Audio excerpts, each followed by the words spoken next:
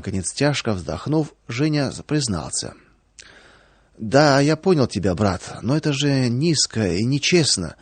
Скажу больше, мерзко даже. Но как поступить нам? Вот я не могу видеть эти голодные души, они жаждут слова.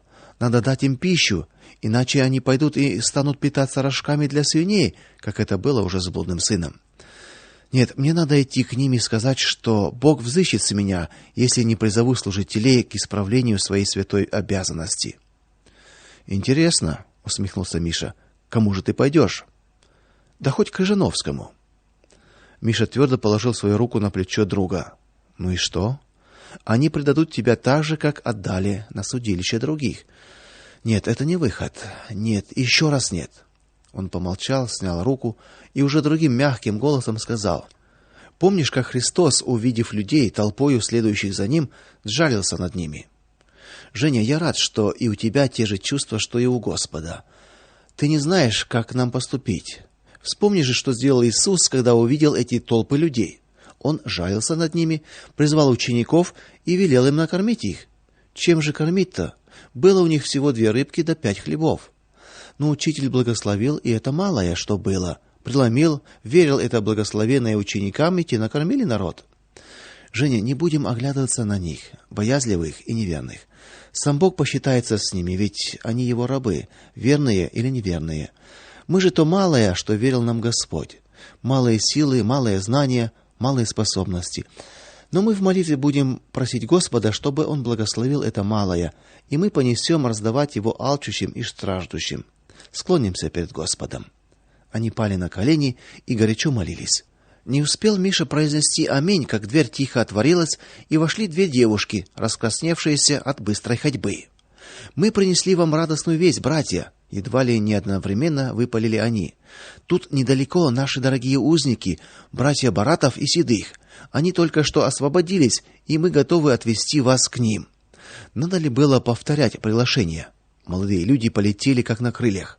Девушки едва поспевали за ними, но все ж перед калиткой обошли братьев и прижали палец к губам. "Тсst, входить надо осторожно, не все еще знают о них". Через минуту молодые люди горячо обнимали освободившихся братьев. Девушки молча постояли у дверей, глаза их сияли от созерцания сердечной встречи. Затем они незаметно ушли.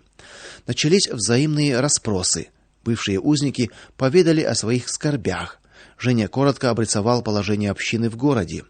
Он заметил, как просиял взор брата Баратова. Тот был искренне рад тому, что их страдания не забыты.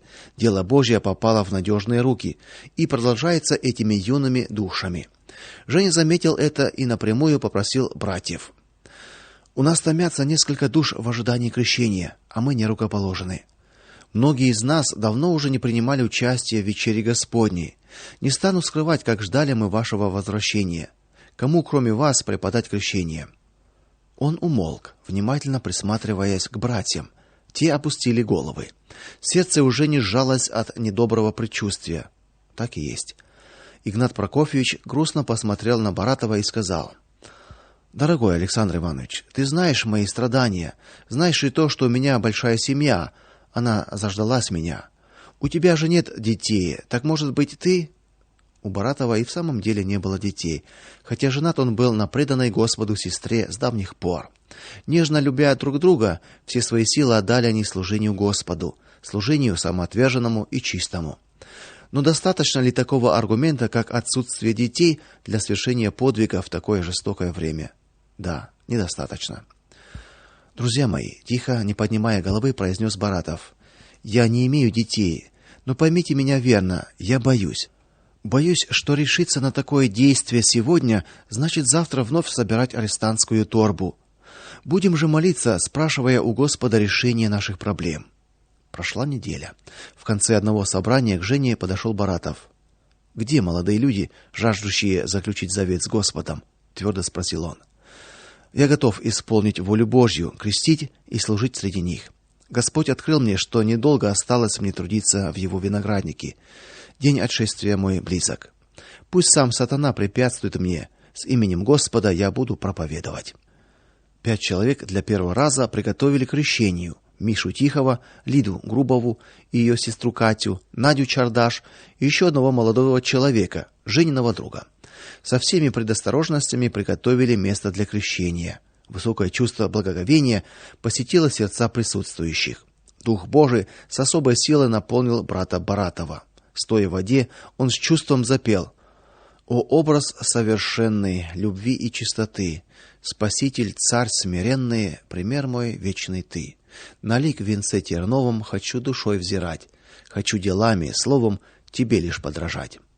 Женя с восторгом рассказал об этом событии дома. Собственно, единственным слушателем и собеседником в доме его была только мать. И родственники, и братья, и даже изредка заходивший к ним отец не знали и не понимали обращения Жени. Для них он по-прежнему оставался милым, очаровательным Женечкой. Теперь же, делясь с матерью о событиях последних дней, он уловил какую-то едва видимую перемену в настроении родительницы. И в самом деле, мать уже дважды предупреждала его о чреватости его служения в молодежной группе. Тем более, что все чаще и чаще Женя задерживался допоздна, а то и вовсе не приходил ночевать, оставаясь в том доме, где проходило собрание. Но это были обычные материнские заботы о безопасности сына. На этот же раз в глазах у матери он прочел не тревогу, а скорее тоску. Женя рос послушным сыном, спокойствие матери для него было превыше личных огорчений, и он, увлекшийся рассказом, вдруг замолчал, погладил руку матери и тихо спросил: "Ну что?" Мать не поняла, с той же тоскою продолжала глядеть на сына. "А что?" "Мама, мне кажется, ты хочешь что-то сказать мне новое". "Ты угадал", со вздохом призналась мать. И решила не откладывать давно назревший разговор в долгий ящик. А назрел он потому, что мать давно видела: вырос сын, уже девушки вьются вокруг него, а ему и в голову не приходит мысль о создании семьи. Да и ей уже пора бы с внуками нянчиться, как-никак достаток в доме есть. Горе позорного вдовства приглушило время. Подросли и младшие, тут бы и в самый раз. Сыночек мой, Женечка, забегался ты совсем, уж и лица на тебе нет. И друзья у тебя хорошие, а еще краше подруги, сестры ваши. И ласковые они, и умные, и скромные. Да ведь одним братским общением с ними не ограничишься. А искушений много. Искуситель хитрый, он губит не только падших, но и таких, как ты. Сынок, а не пора ли тебе? Женя вспыхнул. Он понял, куда клонит мама, но сердцем он был с ней не согласен. Лукавить же не имел привычки. Ответил просто: "Не думал об этом, мама. Да и примеров обратного свойства много. Как женится какой-нибудь брат, так пиши пропал он для общины. Уселся на шесток и ни шагу со двора. Мне же хочется быть свободным и быть ровным ко всем. Да ты посмотри, какие сестры хорошие все. Кому отдать предпочтение?" "Сердце подскажет", мудро ответила мать. Разговор не состоялся, но мысль о женитьбе не покидала с тех пор и Женю. Невольно он стал теперь более пристально оценивать сестер, как бы примиряясь к возможной спутнице жизни. Сделать ему это было трудно.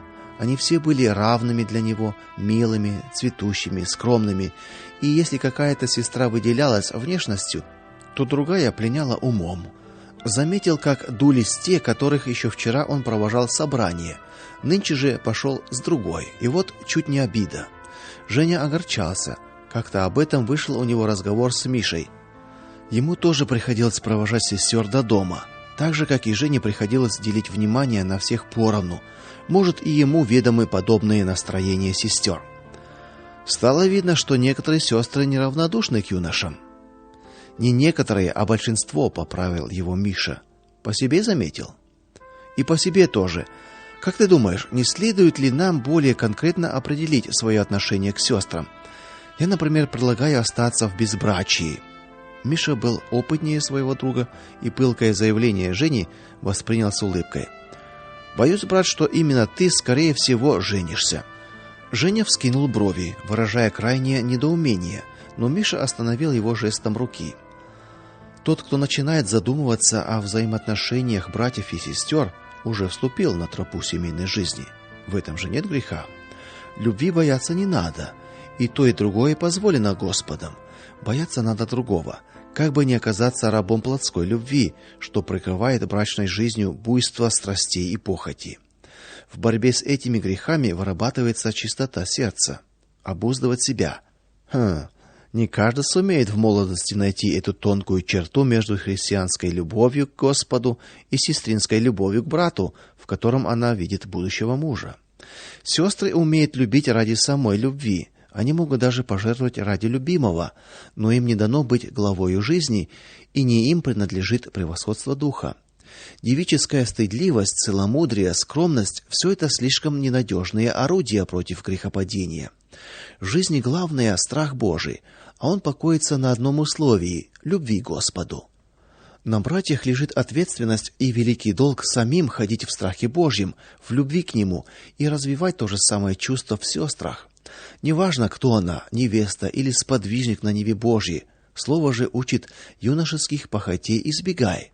Женщине отведено свое место в жизни. Однако Миша вдруг переменился. В назидательном собеседнике проглянуло лицо доброго и верного товарища. Жестом обвел стены дома, где сидели. Однако, что бы мы имели в доме своем без женщины? Кто создает нам уют? Кто привечает после тягостных трудов? Кто утешает нас в горести и делит с нами радости?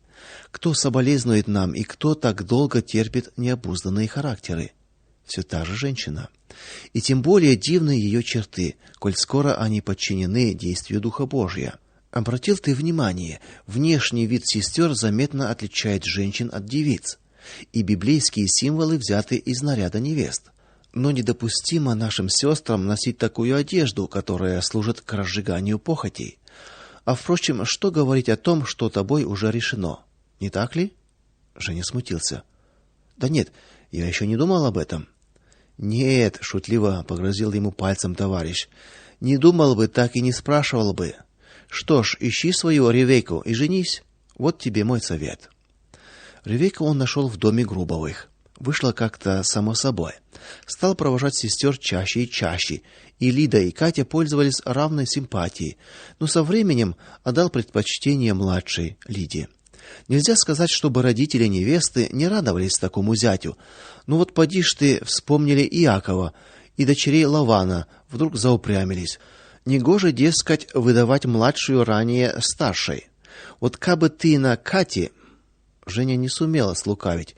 Жениться на нелюбимой шла вразрез с его представлениями о подруге жизни. Продолжал настаивать на своем. Тут уж и старшие братья вмешались, пробовали даже лишить Женю служения за ослушание. Все тщетно. И тогда родители отступились. Счастливый брак состоялся к вящему удовольствию невесты и жениха, к всеобщей радости молодежи, с тревогой наблюдавшей эту нелегкую борьбу чувства и долга, борьбу, завершившуюся победой воли Господней. Жизнь в общине меж тем шла своим чередом. Крещенная молодежь регулярно собиралась на общение. К Господу обращались все новые и новые души. Собрания надежно охранялись постами. НКВДшники не унимались.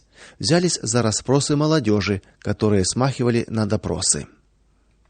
Вызвали Надю Чардаш. Сестра расплакалась, однако держалась стойко. Адрес места, где собиралась верующая молодежь, дать отказалась. Однако юная душа ее и неискушенное сердце оказались слабее сатанинской силы, действующей в лице следователя. Искусными расспросами, особо разработанной методикой допроса, тому удалось выудить два имени: Жени Комарова и Юры Лысенко. О своем промахе Надя сообразила только дома, упала на колени и молила Господа о защите братьев, выданных ею по недомыслию. Господь услышал горячие слова молитвенной защиты. Когда Юру, призванного к ответу в НКВД, принудили показать место, где собирается молодежь, Господь отнял у него память и после бесцельного кружения закоулками вывел опять на главную площадь города. Преследователи вынуждены были оставить его. К своему изумлению, Юра тут же отправился в искомый дом и без труда обнаружил свою группу, собравшуюся на служение. Рассказ об этом приключении не мог не порадовать верующих. Встречу нового 36-го года организовал и провел брат Юрий Петрович Чекмарев из новоприбывших. Он пользовался особым расположением молодых христиан, потому что многие знали его отца, Петра Ивановича, жившего в ту пору в Фергане. Юрий Петрович продумал программу новогодней службы и провел ее с особым усердием.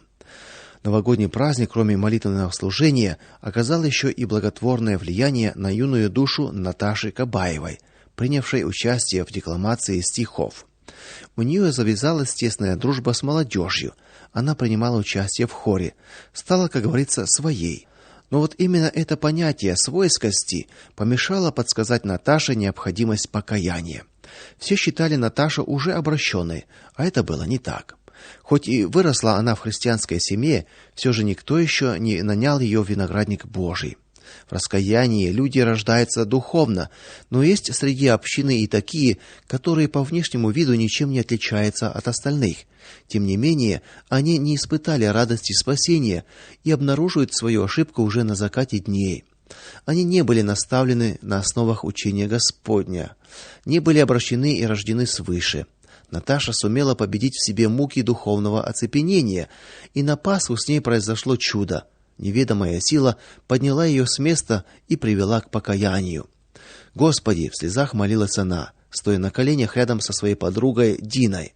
Спаситель мой, прости меня, грешницу. Дальше все утонуло в рыданиях. Слезы очистили душу. Наташа даже не помнила, как закончила молитву, и пришла в себя, увидев вокруг счастливые лица друзей, которых она приняла за ангелов.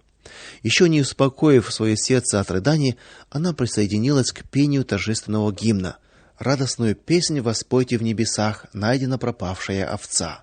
Странник удаленный, мертвый во грехах, жив теперь в обители Отца. Слава, слава, пойте небеса, вторьте все земные голоса. Именно там на небесах чувствовала себя в тот миг Наташа. В начале ноября провели в одном доме вечерю Господню. Служение вел Баратов. Он сильно изменился после того, как принял внутреннее решение не отступаться от исполнения заповедей Господних и всецело посвятил себя церкви. Памятное крещение было только первым шагом. Радел он и об остальных делах молодежи.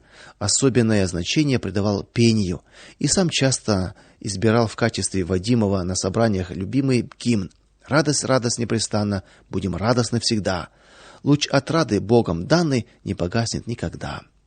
К великому огорчению молодых христиан радость общения с Баратовым вскоре угасла. Его арестовали накануне ноябрьских праздников. В тот день служили во дворе одного брата. Собрание насчитывало без малого 100 душ. Закончились все приготовления. Братья как раз укрепили иллюминацию. Над ней сияли слова: «Будь тверд и мужествен, не страшись и не ужасайся, ибо с тобой Господь Бог твой везде, куда ни пойдешь». Ждали как раз Баратова и Женю. Поэтому, когда появился в одиночестве Женя, на котором не было лица, у всех сжались сердца от недоброго предчувствия. Так оно и случилось. Друзья, мы лишились дорогого и любимого брата Баратова. Только что он арестован органами НКВД. Будем просить Господа сохранить нашего брата, страдальца. Будем молиться за него, чтобы остался он верен в служении Богу до самого конца. Арест Баратова стал началом усилившихся репрессий верующей молодежи. Не было такого собрания, вокруг которого не крутились бы подозрительные лица, внешностью и повадкой не оставляющие никаких сомнений в принадлежности их к известному ведомству. Братья усилили конспирацию, стойко держались на собеседованиях, которые почему-то стали регулярными. Мужественно перенесли изъятие из их рядов Миши Шпака. Лагерному начальству донесли о поведении расконвоированного, и те немедленно сделали выводы, перебросив юношу в дальний лагерь. НКВД не брезговал никакими методами, вплоть до провокаций. Вдруг распространился слух, что власти, это было как раз в начале жуткого, кровавого и неслыханного по жестокости 1937 года, меняет политику по отношению к верующим, и им, дескать, разрешает собрание в специально подобранном для этой цели молитвенном доме. Наивные молодые души доверились хитроумному искусителю, пришли в указанный дом. Он принадлежал чете Ивановых, в свою очередь обманутых властями. Хозяева оказали верующим радушное гостеприимство. На вопрос, выдали ли власти официальный документ, пожали плечами. Что-то вроде говорили насчет этого, но бумаги никакой не дали. Решили собираться у Ивановых. избрали пресвитером общины Трифона Петровича Румянцева и даже провели крещение. В числе молодых людей, заключивших завет с Богом, была и Наташа Кабаева. Трепетно опустилась она в ледяные волны бурливой речки Черчик. Впервые в этих местах, открыто под многоголосное пение духовных гимнов, воды реки омывали тех, кто заключил с Господом вечный завет, Новый Завет, обещая Господу служить доброй совестью и следовать за ним, куда бы он ни повел. Но умирая для греха и воскресая для вечной жизни со Христом, многие действительно открывали новые страницы истории страдальцев за нашего Спасителя. Буквально через несколько дней начались массовые аресты. Брали всех подряд, старых и малых, брали поодиночке и семьями, заключали в тюрьмы, гнали на вечное поселение в Сибирь. И многие христиане сгинули в концлагерях. Такая же участь постигла и Иванова. Ему дали 10 лет лагерей только за то, что он согласился принять под покров своего дома тех, кто обещал служить Господу доброй совестью. Мишу Тихого взяли с отцом. Наутро к Кабаевым прибежала зареванная Аня Ковтун. Только что увели отца и брата. Наташа ломала руки, боясь услышать ставшее дорогим ей имя Яши Недостаева.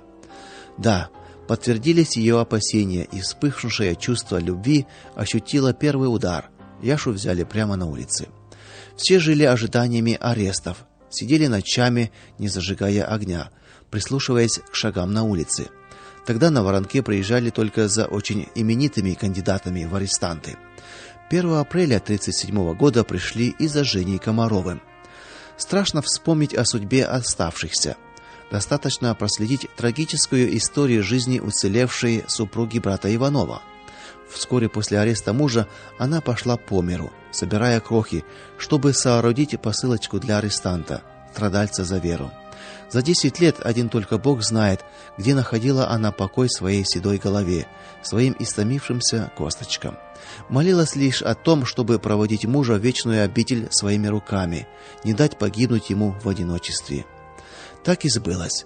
Вернувшись из лагерей, брат Иванов успел лишь обмыться и надеть чистое белье, как Господь призвал его к себе. Но еще долгие годы можно было видеть сестру Иванову с баташком в руке. Она ходила на собрания в свой родной Куйлюк, гонимая церковь, и ее проводила в последний путь.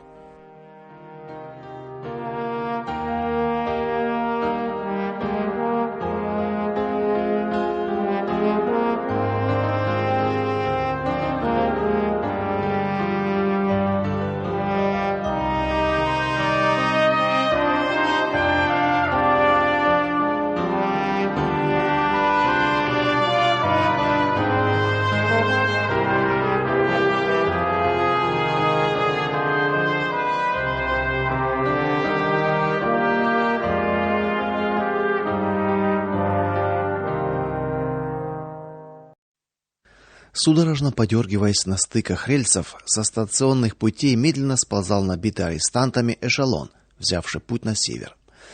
За решетчатым окном теплушки мелькали знакомые постройки, но перед затуманенным слезами взором Петра Владыкина неотступно маячил образ его сына Павлушки. Таким он и запомнил его: худенький, с тонкой шеей из-под грубого воротника, темными бусинками глаз, спотыкающийся в лихорадочном беге за эшелоном, размахивающего руками и что-то кричащего искривленным от рыдания ртом. Петр сглатывал слезы, жался сухим лбом к рыжей стене теплушки и неустанно корил себя: виноват, виноват. Он виноват в том, что это не он, а кто-то другой поднял мальчишку с пола, когда Луша упала в обморок. Кто-то другой вымолил и выплакал его у Бога, когда сын стоял почти у гроба. Кто-то другой взрастил его и взлелеял, кто-то другой вложил в его сердце любовь к Богу и страх перед ним, кто-то другой научил его петь и молиться. Но не кто-то другой, а именно его сын Павлушка разыскал отца среди множества арестантских лиц и взглядом сумел передать ему свое сыновнее сострадание, свою готовность принять участие в скорби отца. Вспоминая об этих минутах, Петр еще сильнее вдавливался в стенку вагона, как будто она могла взять на себя и растворить отцовское горе. Слезы неудержимым потоком орошали его лицо, но Петр не стыдился слез. Пусть видят все, он плачет в осуждении себя, что не сделал всего, что мог для сына. Душа готова была выпрыгнуть из тела, кинуться назад, прошептать сыну одно только слово: прости.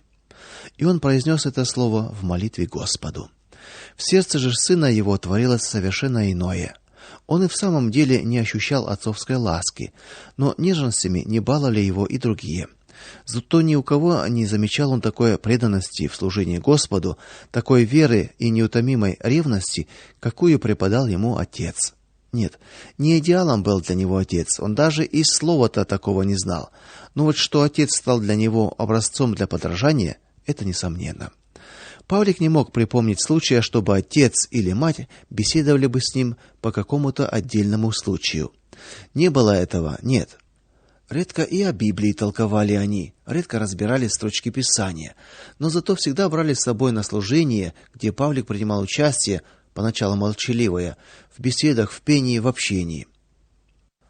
Так что с полной уверенностью можно было бы определить мальчика не воспитанником отца и матери в духовном смысле, а воспитанником Церкви Божией. И провожая взглядом хвост эшелона, увозившего его отца, Павлик с молитвенной надеждой обратился к тому, кто единственный в состоянии облегчить муки страдальца, к своему Господу Иисусу Христу. Мерно стучали колеса вагона. Вот пробежали за окном знакомые корпуса завода, в цехах которого прошли молодые годы Петра Владыкина. Вот уже виднеется купол заводской церкви. В нем крестили Павлушку, а дальше зеленеют стены больницы, в которой раздался первый крик его сыночка. Далее потянулся обрыв, на краю которого притулился домик Князевых, где произошло духовное рождение самого Петра. Домик показался Петру родным и близким. В памяти промелькнули волнующие события и лица. Но уже через минуту все скрылось. Началась луговая пойма, по которой шли на крещение. И вот и сама речка с гостеприимными берегами, отлогими травянистыми, слышавшими потрясающие благословения и мелодичные песнопения христиан. Вернусь ли, увижу ли вновь родные места? Горестная мысль отодвинула Петра Владыкина от окна, и он отошел вглубь вагона. Удушливый, спёртый воздух вагона, в котором разместилось раза в 3 больше положенного количества арестантов, сеял уныние в сердцах его пассажиров. Многие ссыльные, стыдясь своих слез, хмуро сидели по углам, растирая грязные лица не менее грязными рукавами своей одежды, в слабой надежде скрыть мимолетную слабость. Привычный уклад человеческой жизни, уготованный Богом, предусматривал внутренний распорядок для каждой человеческой души в отдельности и для общества в целом. В этом укладе люди рождались, трудились, свято чтили имя давшему эту жизнь, старались, уходили в вечные обители, и весь этот распорядок соблюдался неукоснительно годами и столетиями. Сейчас же этот порядок по чьему-то злому наущению был нарушен неизвестно зачем и во имя чего. Если в обычной жизни существовало расписание поездов, по которому путь до Архангельска, куда направляли Петра, занимал не больше суток, то в нарушенном укладе жизни эшелон тащился более 2 недель. Сутками стояли на станциях, кормили скудно, все больше куском черного непропеченного хлеба и хвостом селедки, вызывающим мучительную жажду у несчастных арестантов. Воду же разносили кружками только на больших станциях. Почему? Кто дал такое распоряжение, чтобы томить людей, мучить их, издеваться над их сердцами, душами, телом, сознанием? Никакой плен нельзя было даже сравнить с тем ужасным положением, в котором оказались арестанты. Еще до прибытия на место назначения в теплушках началась эпидемия тифа. В каждом вагоне пересчитывали покойников, врачей не было. Сначала прибрали мертвых, потом уже выгнали живых, и точно скот гуртом погнали к собору, той же злою волею превращенному в карантин. В соборе провели несколько дней, пищи не давали. Люди умирали как мухи, но выносить их не спешили. Оставшиеся в живых дышали зловонием смерти, и страданиям тем не было конца. На 3-й день Петра осенило поискать среди арестантов братьев по вере. Осторожно двинулся вдоль нар, расспрашивая о своих. Такие действительно нашлись. Кухтин из их же общины и брат Хоменко из Конотопа. Теперь их было 3. Прежде всего, братья поблагодарили Господа за эту дорогую встречу. Поместились все близ окошка. условились не разлучаться по возможности, поддерживать и ободрять друг друга в надежде на милость Господню. Брат Хоменко был членом Украинского союза баптистов, совершал служение благовестника, и властям одного этого показалось достаточным для изоляции его от общества. Он был весьма слаб телом, но силен духом и мучения переносил безропотно. Душа Николая Васильевича Кухтина сразу после ареста стала испытывать смятение. С Петром Никитовичем они были в одной общине, и вот терзающийся в сомнениях брат стал сетовать на неблагоразумность некоторых поступков. Жалел, что сказал то, а не другое, что оградило бы его от страданий и не оторвало от семьи. Указания братьев на то, что страдания нужно принимать как неизбежные при служении Господу, выслушивал с известной долей сомнения. Время шло, продукты кончились, тиф свирепствовал, число умерших не сокращалось. И тогда братья возопили: "Господи, уведи нас отсюда, иначе мы погибнем". Петр напомнил братьям о судьбе апостола Павла, бежавшего однажды из Уз в корзине. Но как это осуществить? Пока мы на ногах, надо бежать через окно. Я просчитал шаги часового, времени нам вполне хватит, пока он не поравняется при обходе собора с этим окном. Братья собрались, доели остатки пищи, притаились под окном. Вот уже слышны мерные шаги часового. Мимо, мимо, мимо. Уж, кажется, прошел. Окно было вскрыто заранее. Толкнули створку, выглянули, пусто. "Не медлите, братья", шепнул Петр. Он помог выбраться на волю Хоменко и закрыл за собой окно. "Теперь бежим, что из силы до самого угла улицы. Надо скрыться из виду". Первая часть плана удалась. Хоменко задыхался, умолял передохнуть, но Петр был непреклонен. "Скорее, еще раз скорее, на окраину города, прочь от карантина". За городом немощный Хоменко повалился как мох, не в силах более выдержать предложенного Петром темпа. Они лежали, приходя в себя, и странным было то, что никто из прохожих не обращал на них внимания. Впрочем, для тех мест они были вполне привычной картиной. Валяется трое ссыльных, эко невидаль, когда полстраны заполнено ими. К вечеру набрели на деревушку, название которой не запомнили. Да и не до того было. По дороге, расспрашивая случайных встречных о жизни в этом крае, узнали ужасающие подробности. Всем этим краем, принявших ссыльных, по сути заключенных, ведает управление соловецких лагерей особого назначения – Услон. Поэтому все горемыки тут прозываются услоновцами. Разница между ссыльными и заключенными невелика. Первые влачат жалкое существование в углах и квартирах, если повезет, и обязаны регулярно отмечаться в спецкомендатуре. Вторые получают нищенскую пайку за колючей проволокой. Правда, некоторым ссыльным, в основном специалистам, выпала редкая удача вести сносную жизнь. Остальным же пропитание обеспечивала норма на лесоразработках: сплав, лесоповал, обработка дерева на заводах. Скудное питание, суровый климат и непосильная норма выработки создавали невыносимые условия для существования. И так же, как в теплушках от тифа, так здесь от изнуряющего труда несчастные умирали сотнями и тысячами. Нечего и говорить о тех, кто томился в концлагерях. Конвой на работу, конвой обратно в барак. Пайкой не наешься. В отчаянии некоторые рубили себе руки и ноги. Мало того, что это не спасало от работ, так еще и добавляли срок за уклонение от работы. Злостное уклонение. А раз злостное, получи еще. Зло мира не терпело вмешательства. Издевательство над узниками было немыслимым. Не выполнил норму, становись на пенек и под страхом расстрела стой неподвижно, пока не свалишься. Упавшего товарища волокли обратно в барак, часто уже бездыханного. Некоторые конвойные отличались особой зверской изобретательностью мук и истязаний. Заставят, к примеру, пробить во льду 2 лунки и тут же велят кружкой переливать воду из одной в другую. Бесцельная переноска камней из одного места в другое и обратно дело давно привычное. Никакие виды протеста, жалобы, прошения не рассматривались, и прибегнувшие к ним чаще всего увеличивали число могил в этом крае.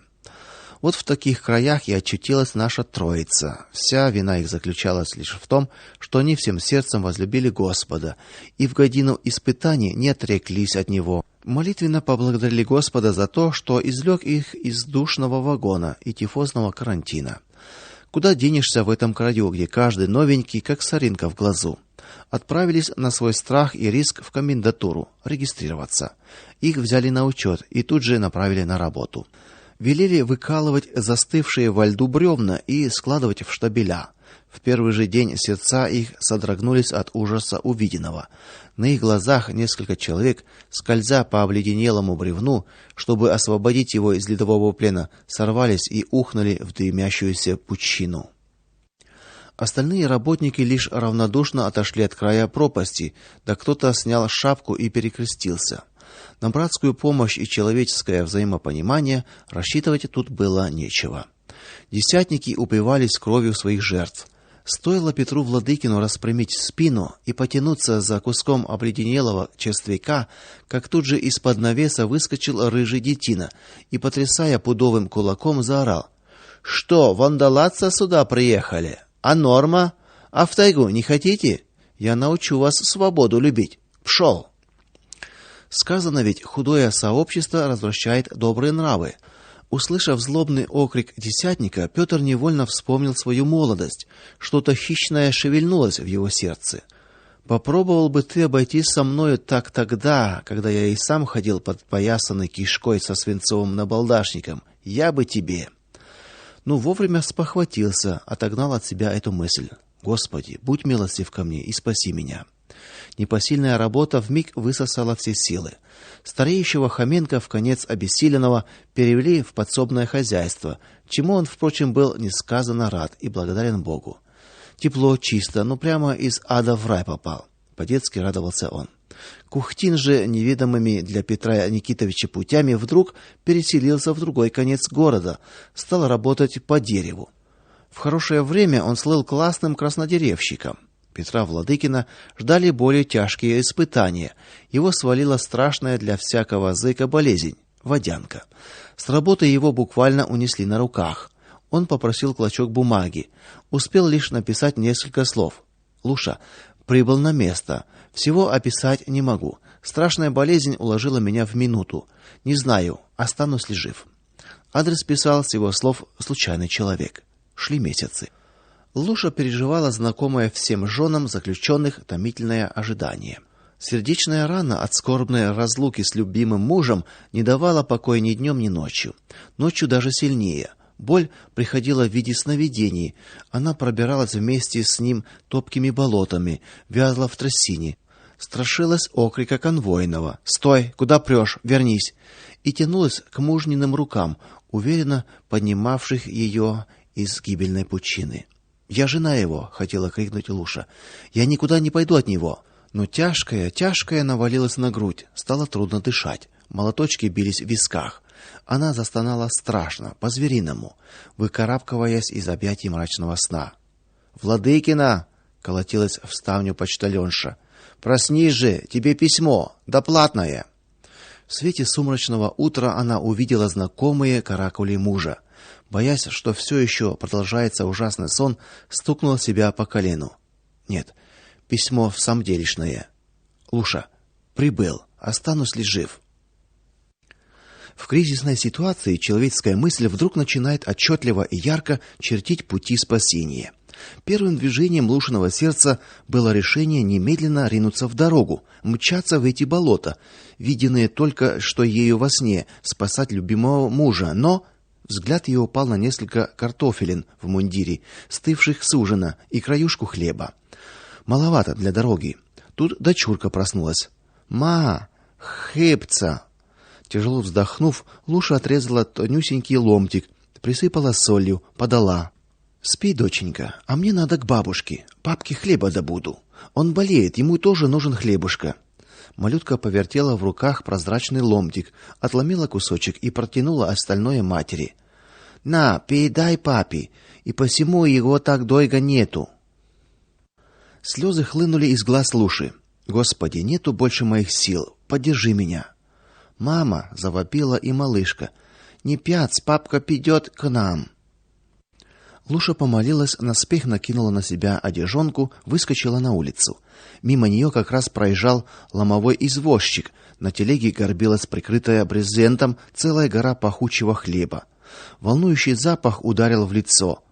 Луша глубоко втянула ртом утренний воздух и только тут вспомнила, что со вчерашнего обеда, если можно было назвать обедом 3-4 картошки, у нее маковой росинки не было.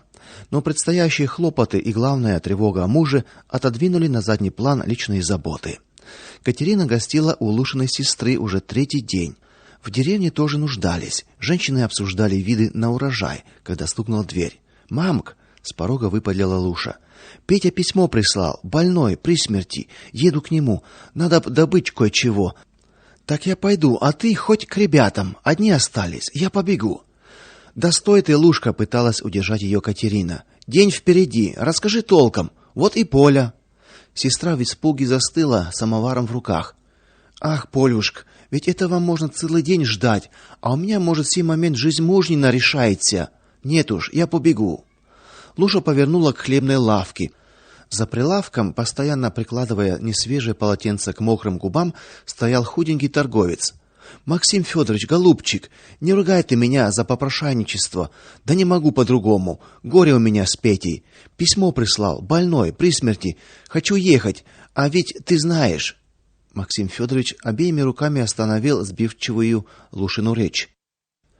"Ах, Пет Никитыч", скороговоркой, слегка пришептывая, затараторил торговец. "Какую судьбу тебе Бог послал? Хорошо, что пришла. Это у тебя чего, мешок, что ли, ча? Дай-ка сюда". "Сумка это, Максим Федорович", неловко пробормотала Луша. Давай сюда. Пока закрой ставни у лавки от любопытного глаза, а я сейчас приготовлю". Он стал совать в сумку белые коврики хлеба, того самого, который везли с позаранку ей навстречу, но тут же переменил сумку, взял мешок. "Маловато, пожалуй, будет". "Да хватит вам, Максим Федорович", не веря своему счастью, взмолилась Луша. "Чай и тебя проверять будут, по талонам-то". "Ах", отмахнулся торговец. "Отчитаюсь, не боюсь. Перед людьми же, не пред Богом". Он замолчал, сердито втискивая коврики в объемистый мешок. Третий год пошел с того дня, как Максим Федорович последний раз был в церкви. Охладев к вере, запил, приглянулся властям. Те прибрали его к рукам, поставив заведовать хлебной лавкой. Уже на пороге тайком сунул Лушке пачку денег. Бери, все одно пропью, а тебе в дорогу. Может, поменешь меня пред Богом". До конца дня Луша посетила еще несколько верующих в поисках средств на дорогу. Заглянула в семью Кухтиных. Сын тоже вызвался ехать к отцу. Собрала кое-что в дорогу и без сил прилегла отдохнуть. До Москвы дорога была легкая, а уж с Ярославского вокзала началось такое, что трудно описать. Поезд до Архангельска буквально осадили обвешанные мешками людьми. Вопль стоял невообразимый. Вагоны брали штурмом. Порядка никакого, и никто даже не думал соблюдать. Все знали, что в ту сторону едут родственники заключенных, значит, врагов народа, а следовательно, и родственники их не нуждаются в охране от произвола и бесчинств. Луша с парнем, который вызвался навестить отца, стояли в стороне и не видели никакой возможности протиснуться в вагон. Но младший Кухтин оказался сообразительней. Он узрел открытое окно, и мгновенно в его голове созрел пристойный план взятия вагона. "Тётя Луш, я полезу в окно, ты передашь вещи, потом и тебя втащим". План оказался спасительным. В минуту парень подтянулся на руках и втащил свое тощее тело в окно.